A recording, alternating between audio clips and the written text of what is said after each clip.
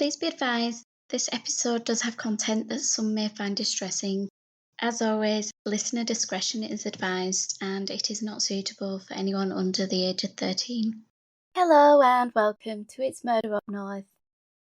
In this episode, I shall delve into another of the several murders which occurred within a 12-month period between 1985 and 1986.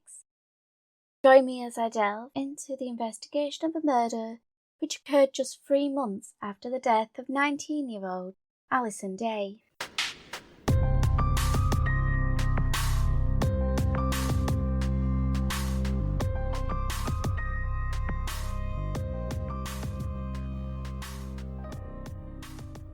"30 miles southwest of Hackney Wick and less than an hour by train from London Waterloo Station sits West Horsley, known as the gateway to the Surrey Hills.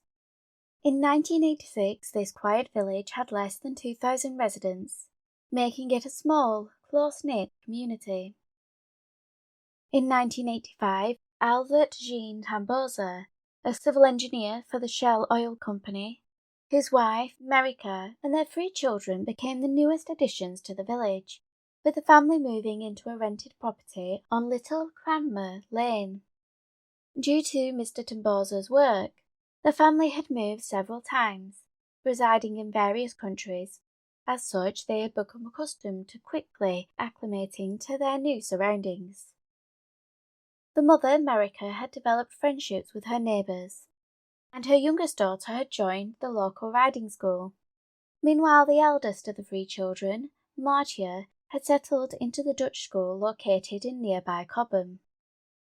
Born in Holland on the 22nd of March 1971, Maartje had grown into a studious and intelligent teenager. Fluent in English, she had a shy disposition, but within a year of arriving in West Horsley, she had become part of a close-knit group of friends, who affectionately called her Marty, and the 5-foot-tall, slightly built blonde had also started dating a local boy. Having celebrated her 15th birthday just 3 weeks earlier, Maartje was looking forward to the next exciting event, a school trip back to her native Holland. On Thursday the 17th of April, the day before the trip was to commence, Maartje was picked up from school by her mother at 3 p.m. After snacking on some biscuits, the teenager declined the offer to accompany her mother and younger sister to the local riding school, as she wanted to head to the shop to buy some sweets for her weekend away. At 10 to 4, Mrs. Tamboezer and her youngest daughter departed for the riding lesson, leaving Maartje at the family home. But the teenager didn't remain there long, as she set off on her metallic brown bike, with a carrier bag containing her purse swinging from the handlebars. She had been informed that the sweets in the village of East Horsley were better than the ones at the shop closer to her home. Therefore, the 15-year-old cycled in the direction of the neighbouring village, undertaking a journey which should have taken no more than 15 minutes to complete. From her home on Little Cranmer Lane, the teenager turned right onto the street, a long thoroughfare which ran through the length of West Horsley. At 4:10, the young girl, in her long-sleeved shirt with black markings and turquoise sweater with matching trousers, was seen passing the West Horsley Motor Works. Beyond this point was a half-a-mile stretch where the road passed beneath a railway bridge and was surrounded by open fields and woodlands before reaching East Horsley. With the riding lesson concluded, Mrs. Tamboezer and her youngest daughter returned home to Cranmer Lane. But upon discovering that Maartje had not returned from her errand, Marika started contacting neighbours and friends to discern whether anyone knew where the 15-year-old could be. When this failed, Mrs. Tamboezer contacted her husband, who had been away on a business trip. Unable to fathom why Maartje, a reliable and happy girl, would be absent, the couple decided to contact the police. This phone call was the catalyst for the beginning of an extensive search effort, involving roughly 100 officers, accompanied by neighbours and friends. As darkness closed in, the search continued, and at 10:30 that night, a family friend came across Maartje's bag, located on the opposite side of a field from a footpath about half a mile from her home. The bike was slightly concealed from view, but rested neatly against a tree. However, by this time night had fallen, and due to the unlit nature of the area, the decision was made to end the search and reconvene in the morning. With a cordon placed around the bike, the exhausted and fretful searchers reluctantly headed home, with the Tamboezer family finding no rest that night.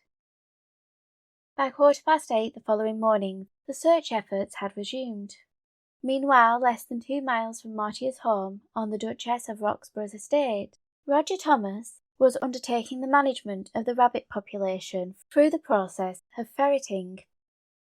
As Roger approached a copse of trees known locally as Lolliesworth Woods, he observed a bundle resting amidst the abundance of bluebells.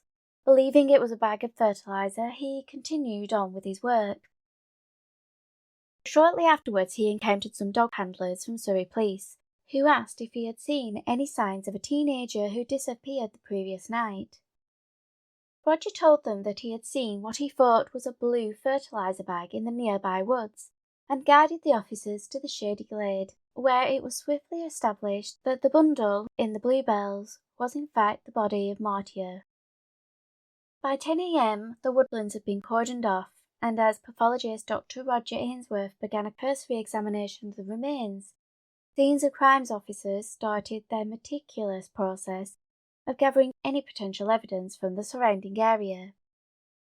The teenager's hands had been bound, and although further testing would be required, her partially clothed state suggested a sexual assault may have occurred.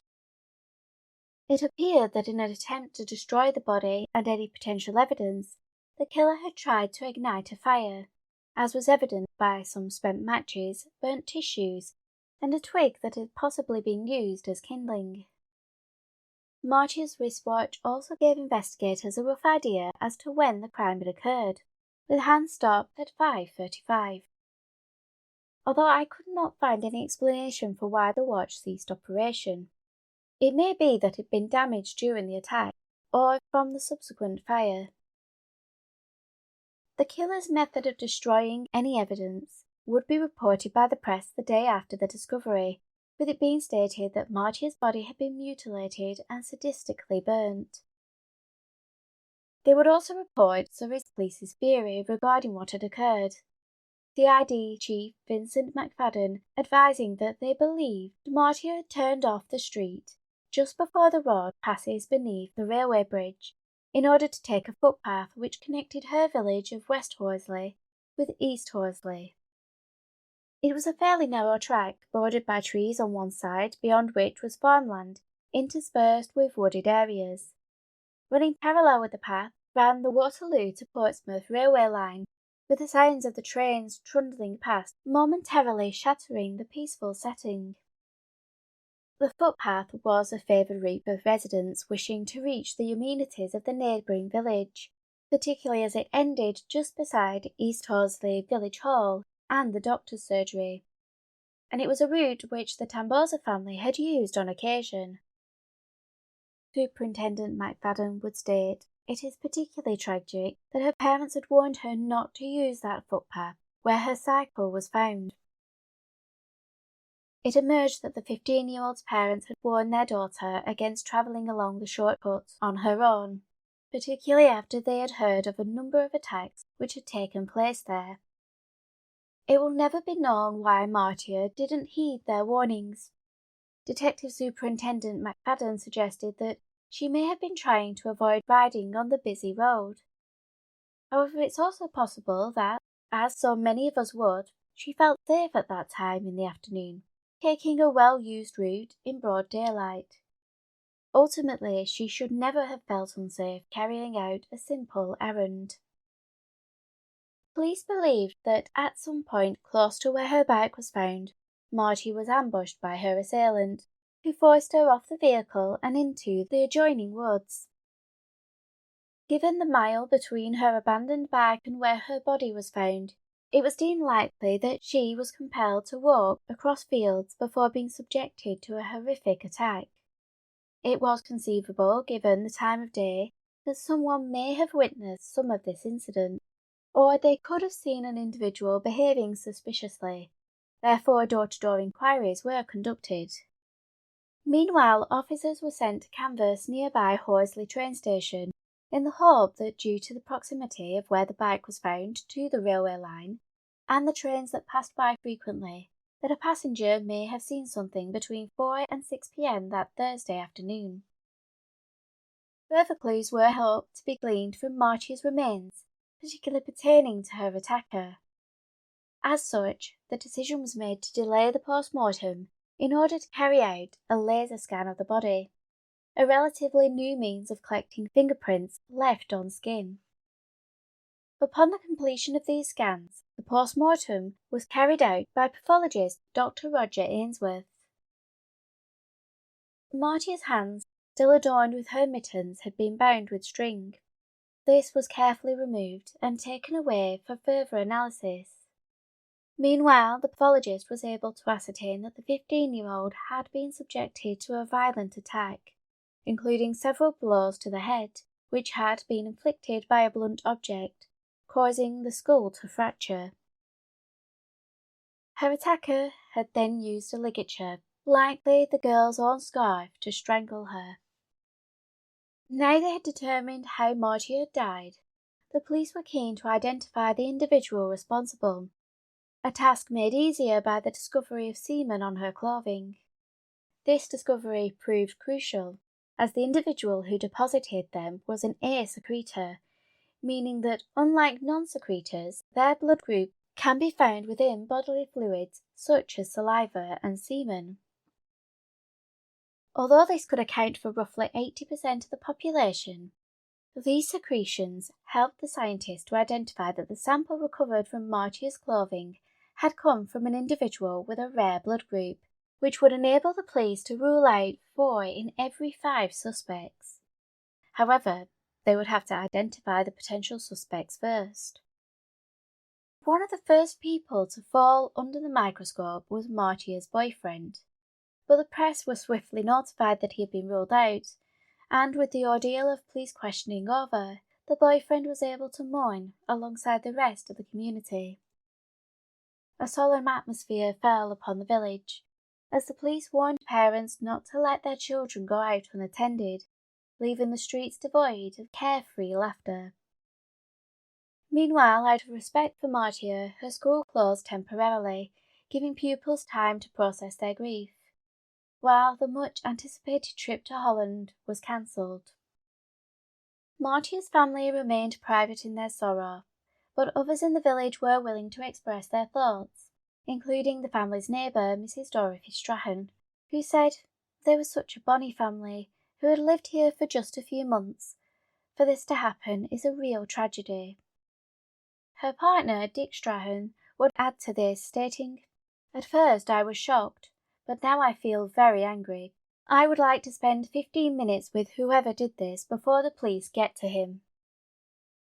The fear and anger felt by the villagers was intensified when it was publicly stated the manner in which Maartje's life had been ended.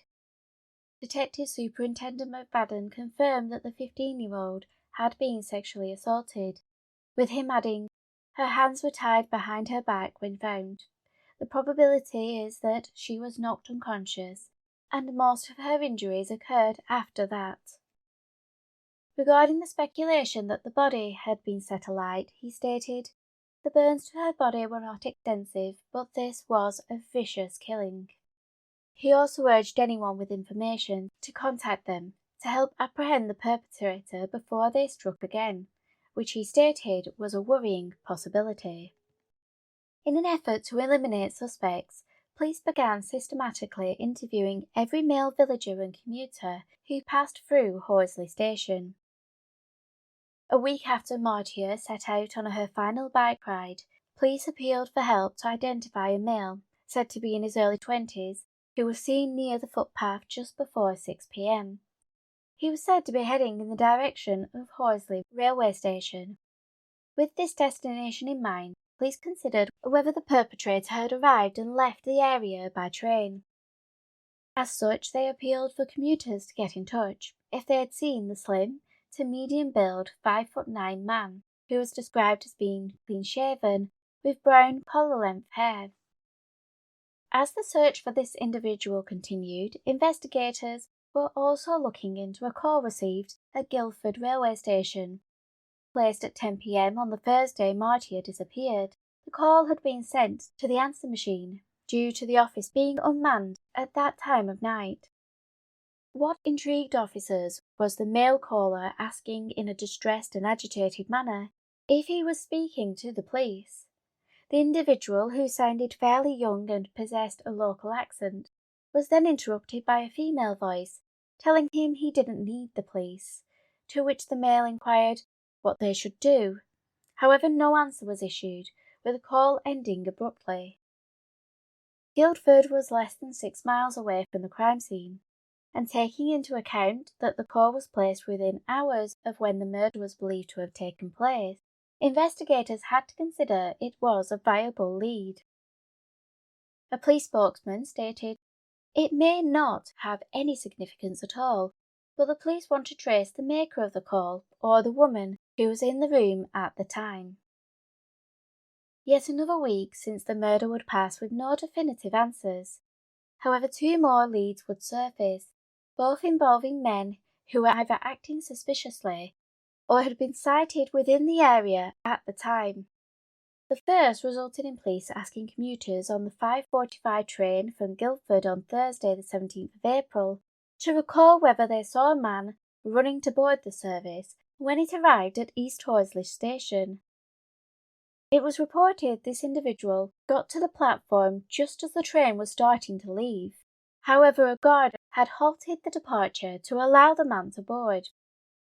Such an incident would have likely lingered in the minds of the passengers, who may have remembered the sudden yet short delay. After Horsley, the train stops at Cobham, Oxshott Clayton, Hinchley Wood, Surbiton, Wimbledon, Clapham Junction and Waterloo. Investigators were therefore eager to discern which of these stops the man had disembarked. The male was believed to have been in his early 20s, was clean-shaven with brown collar-length hair. He stood roughly 5'9" and had a slim to medium build. This man sounded strikingly similar to the individual seen on the footpath, but witnesses had been able to provide additional details, with them describing his blue trousers, light-coloured trainers and a blue anorak, with some noting that these garments appeared to have mud on them. While this sighting seemed pertinent, given that it placed this individual in the area on the day of the murder, another encounter just a couple of days before suggested it may not have been his first visit. At 2:45 on Monday the 14th of April, a 60-year-old woman had been out walking her dog along the footpath, heading towards Maartje's village, when she was suddenly startled by a man jumping out of the wooded area near where police believed Maartje was initially ambushed. The woman recalled that the man did what was described as a war dance. He circled around her but didn't say a word. Although she felt intimidated, the man fled when the woman's dog began to bark. Her recollection of this unshaven man with brown, unkempt collar-length hair, wearing blue tracksuit bottoms, bore similarities with the individual seen on the day of the murder. The 60-year-old had estimated that he was around 5'10", with a slim build, and he appeared to be wearing similar clothing, including light-coloured trainers and a navy anorak. While some leads, such as the phone call to Guildford railway station, was found to have no bearing on the case, the sighting of this male seemed a credible avenue to explore, as was the possible connection to a series of incidents 18 months earlier, in which a masked man wielding a knife had been frightening females walking alone on Sheepleys Common, less than a mile from where Maartje was murdered. However, this was also proved to be unconnected. With the investigation now a month old, and the mystery man with the collar-length hair still unidentified, the police were running out of viable leads. As such, they turned to BBC Crime Watch, with the episode airing the day before Alison Day's 20th birthday. The reconstruction depicted Maartje leaving her home on her bicycle and riding past the garage as she made her way towards the railway line and the footpath which ran alongside it. 10 minutes after the teenager was observed passing the garage, Anthony Mathert was walking along the footpath. He noted the time because the 4:22 train had just raced by, and he also noted a cord which had been placed across the path. It had been pulled taut by being tied to fence posts on either side.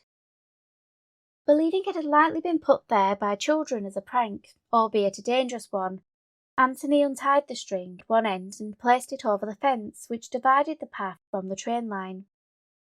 Having done this, he carried on his walk, unaware that this length of string may have been a trap which had caused Maartje to pause her bike, allowing her attacker to strike, meaning that if Anthony had arrived at the scene a few moments earlier, he may have witnessed the beginning of the teenager's ordeal. It would be almost an hour after Anthony found the string that the next key sighting occurred. This time, a woman spotted a man standing in the middle of the field. Notably, this was very close to the woodland where Maartje was murdered. The witness noted the man was crouching down and acting strangely, with his attention focused on the neighbouring field, possibly waiting for someone to leave. Half an hour later, and 200 yards from this sighting, a woman on Oakwood Close spotted a man wearing a dark blue coat walk past her home from the direction of the fields. An individual matching this description was then seen by a couple in a car, but they noted that the man's clothing appeared to have mud on it.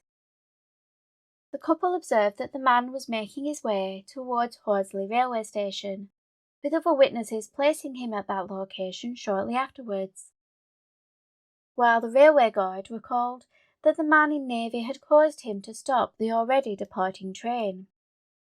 Having provided further details, the Crime Watch segment also appealed for the man who had jumped out on 60-year-old dog walker to contact them, with Detective McFadden stating that there are two alternatives.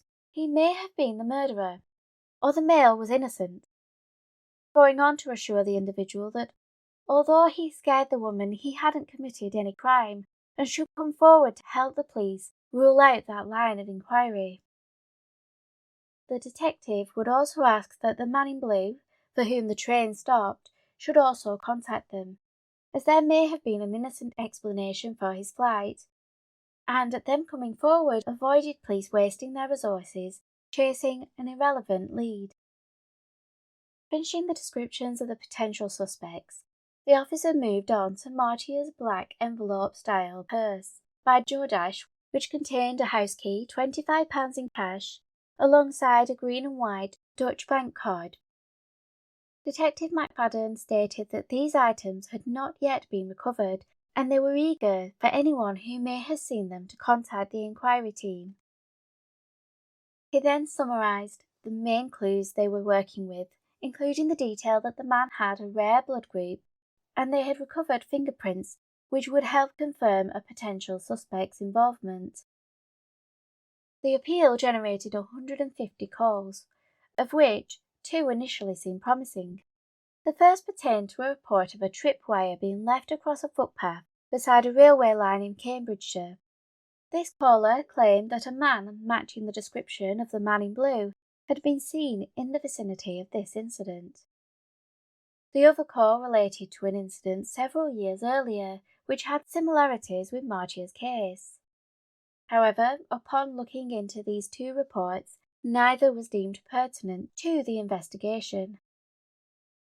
Another line of inquiry involved some luggage left at Guildford railway station on the day of the murder. It consisted of 2 bags which contained soiled clothing, a razor, and newspapers. Alongside these were railway magazines suggesting the individual may have an interest in trains, and likely had a knowledge of the railway network. However, this also proved to be an unrelated lead. By the end of May, despite the slew of witnesses and evidence which could identify the killer upon his apprehension, the case was slowing.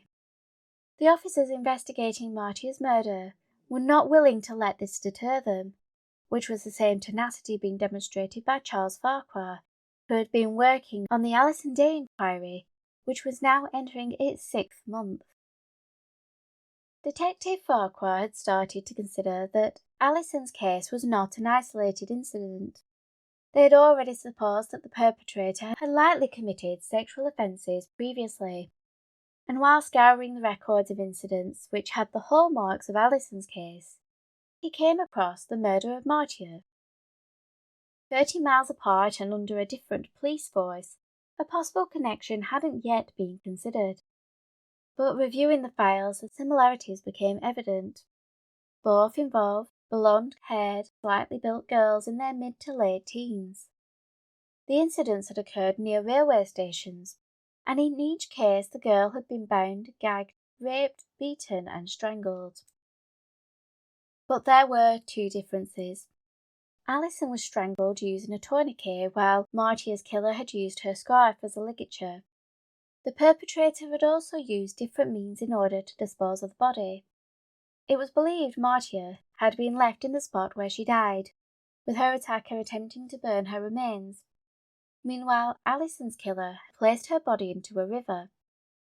Despite these differences, Detective Farquhar decided the connections warranted further scrutiny. As such, he arranged to meet with Vincent McFadden to discuss his findings.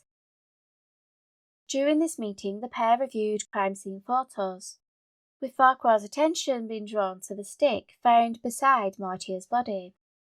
Detective McFadden explained they believed this had been used as kindling to help fuel the fire. But his Metropolitan Police counterpart offered another suggestion. What if the stick had been part of a tourniquet, yet unlike with Alison, it had fallen from the ligature?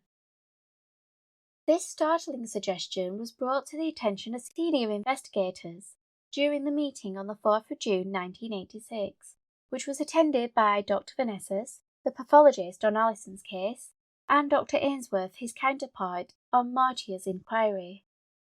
Both pathologists stated that throughout their careers they had not encountered a tourniquet being utilised in a murder.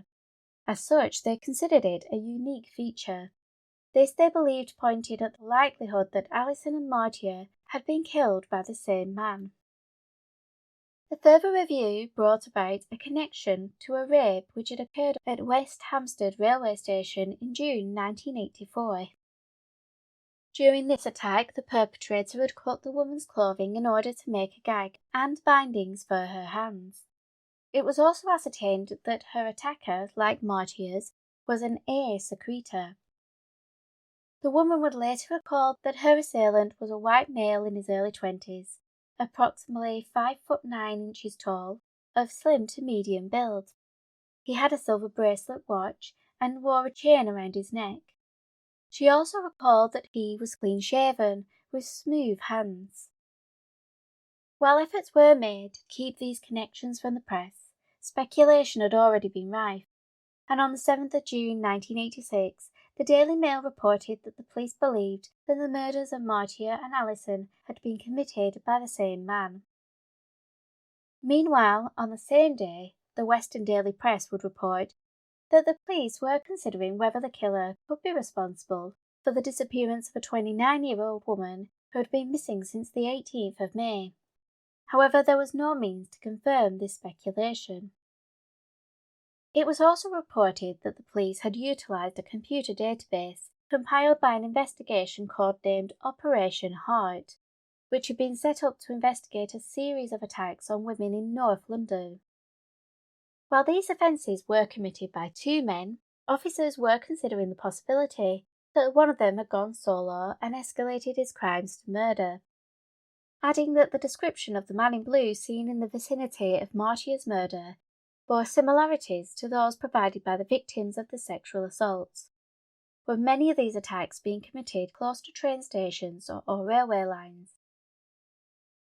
The individual in these cases was said to be of medium height and slim. He had light brown hair, sharp features, and was approximately 25 years old. Detective Charles Farquhar would address the connection between the cases, stating, "We are dealing with a psychopath without feelings. He obviously has got an inclination for blonde, attractive young ladies, as the two dead girls were. These murders were well planned, well thought out operations. the mark of a person with psychopathic tendencies. With regards to the missing 29-year-old woman, he said it was a definite possibility she had become the man's third victim. This third potential victim had disappeared on May 18, 1986, while returning to her home in Brookmans Park, just a few stops away from Hadley Wood railway station, where a woman was assaulted in February 1985. Because of these new developments, it was decided that Operation Heart, an investigation that was due to be wound down, should be kept open, and a joint task force involving officers from the Metropolitan Police and Surrey Police were formed, with Detective Chief Superintendent McFadden being assigned to coordinate the operation. With the 29-year-old woman still missing and all potential leads in Alison's case exhausted, hope rested on new developments pertaining to Maartje's murder. The discovery of a purse similar to hers proved to be a dead end. There was potentially a key witness who was yet to be identified. A girl believed to be in her late teens, wearing bright pink eyeshadow, had boarded the London-bound train from Guildford, and she was on board the train when it paused for the man in blue at Horsley Station. Witnesses recalled the girl was, quote, plump, with dark brown shoulder-length hair and wearing a tight dark skirt, with white high-heeled shoes and carrying a handbag. They would also report that the man in blue was seated just one row away from her. The teenager left the train at Effingham Junction, and due to a conversation with a member of staff, it was suspected she resided in Ashstead, Surrey, as she had intended to catch a connecting train there. With this potential witness being sought, the announcement of the Joint Task Force was made on the 13th of June 1986, dubbed Operation Trinity. With the combined resources and access to the Operation Heart database, work began on a list of nearly 2,000 potential suspects, known as the Z-Men. 20 officers were tasked with working their way through this list, systematically interviewing and eliminating each individual in the hopes that one of the 2,000 was the man they were hunting. It was a painstaking task which saw the officers travelling across London and beyond in order to conduct their inquiries. But the fear that the man would strike again before he was caught came to fruition, when on Tuesday the 7th of July 1986, a 22-year-old woman heading home from work disembarked a train at Oxshott and started to make the walk across the heath which was bordered by the railway line. Suddenly a man leapt out from the bushes beside her and placed his hand over her mouth as she was dragged back into the vegetation. This caused the 22-year-old to drop her umbrella as she struggled to break free. With a knife to her throat, the male ordered the woman to stay quiet as he proceeded to carry out his attack. Fortunately, he was interrupted by a female voice calling out the woman's name. Having noticed that her daughter should have been home 5 minutes earlier, the 22-year-old's mother had set out to trace the route her daughter normally took from the station, and as she traversed the path on the heath, the abandoned umbrella came into view. The worried mother called out, and this was what prompted the assailant to cease his attack and flee, but not before his victim and her mother had caught sight of him, allowing them to furnish the police with a description. He was a slightly built male in his mid-20s, roughly 5'5" with scruffy brown hair, and was wearing a greenish-blue sweatshirt and blue jeans. As this description was circulated, it was reported that a similar-looking individual had been seen in the area the previous night. For the police, this attack garnered more significance, given that it had taken place just 4 stops away from Horsley, where Maartje had been murdered. But there would be no definitive means to connect this attack to the rest of the series, because although the man shared similar characteristics, he had not left any evidence which could conclusively confirm a link. It had been over 3 months since Maartje's murder, in which time her loved ones had not been able to hold a funeral until an inquest had been concluded. This finally occurred on the 24th of July, 1986. with the conclusion being that she had died from asphyxia due to strangulation by persons unknown. It was then ordered that the remains be released so the family could make arrangements. The 15-year-old was cremated on 30th of July during a private ceremony, after which her parents and siblings decided to leave behind the horrific memories and return permanently to Holland. Just 3 days after the service, another terrifying attack would shake the small community of Cobham, not far from the school Maartje had attended, where a 14-year-old girl had been riding a horse. It was roughly 2 p.m, and as the girl and her steed trotted along a path beside the A3, a man wielding a knife emerged before her. The 6-foot-tall male with dirty blonde hair and gaunt face grabbed hold of her neck and dragged the youngster from the horse while speaking profanities to her. Despite being confronted with a knife, the brave 14-year-old grabbed hold of the blade, cutting her finger in the process. She began to struggle with her assailant, with the commotion agitating the horse. It seemed that the motions of the large animal unsettled the man, who fled from the scene, and although shaken, the teenager was able to make her way to a nearby farm to summon help. Any suggestions that this was part of the series being investigated by Operation Trinity was swiftly dismissed, but it was confirmed that the disappearance of the 29-year-old Anne Locke from Brookman's Park, whose body had been found the previous week, was now being treated as the third murder committed by the man now dubbed the Railway Killer. Join me next time as I delve into Anne's life, her disappearance, and the threads which tied her death to those of Maartje Tamboezer and Alison Day. So in the meantime, keep an eye on those shadows.